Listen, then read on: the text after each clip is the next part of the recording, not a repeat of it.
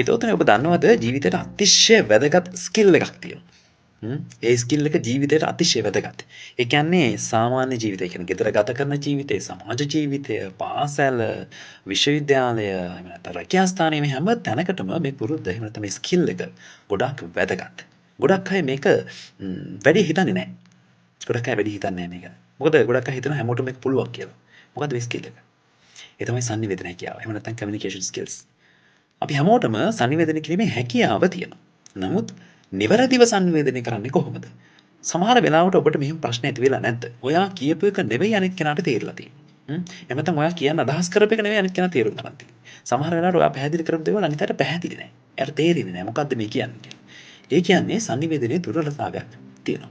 සමහර විට ඔබ කතා කරන වචන, ඔබ හඬ උස් පහත් කරන විදිය, ඔබ ඔබේ ශරීරය පාවිච්චි කරන විදිය, ඔබ ඔබේ අනිකුත් උපාංග පාවිච්චි කරන විදිය නිවැරදි නොවෙන්න පුළුවන්.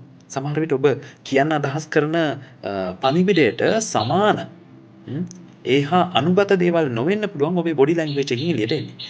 ඒ නිසා අද ඉඳන් කොහෙන් හරි මේ sannivedanaya කරන්නේ කොහොමද? නිවැරදිව sannivedanaya කරන්නේ කොහොමද කියලා ඉගෙන ගන්න.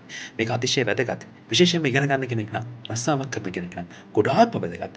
ඒව නැතත් ගෙදර ඉන්න කෙනෙක් වුණත් මේක බොහොම වැදගත්. පාසලකට ගියත්, කඩේකට ගියත් ඕනම තැනකදී තමන්ගේ පණිවිඩය නිවැරදිව කොහොමද සමාජගත කරන්නේ, කොහොමද මිනිස්සුන්ට ඉදිරිපත් කරන්නේ කියන එක තේරුම් ගන්න මේ හැකියාව වර්ධනය කර ගන්න ඕන. sannivedana ගැන ටිප්ස් අපි මේ account එකකින් කතා කරමු. account එක follow කරලා තියාගන්න. වීඩියෝ එකට like කරන්න දාගෙන යන්න. අපි ඉස්සරහට තව කතා කරමු.